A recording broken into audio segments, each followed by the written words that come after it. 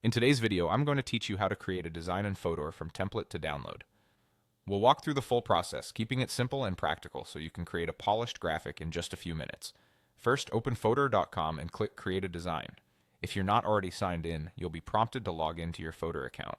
Signing in ensures your work saves properly and lets you access your projects later. Once you're in the editor, click on Tools and choose Templates. Templates are a great starting point because they give you a professionally structured layout you can customize. Next, select a design size that fits your goal, such as Instagram post, poster, flyer, or even a custom size if you have exact dimensions. Picking the right canvas up front helps avoid resizing issues later. When your template loads, click any text on the design to edit it.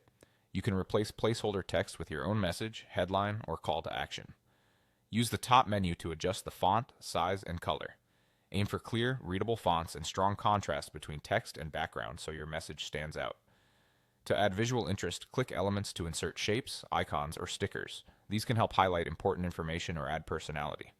Then head to Photos if you want to upload your own images or choose from Fotor's stock photos. High-quality images make a big difference. Use clear, well-lit visuals that support your message. Drag elements around the canvas to position them. For a clean layout, use the Align options to center items or distribute them evenly. If elements overlap, use layers to bring items forward or send them backward, keeping text readable and images neatly stacked. Think of layers like sheets of paper. The order determines what sits on top. Click Background to change the background color or swap in an image.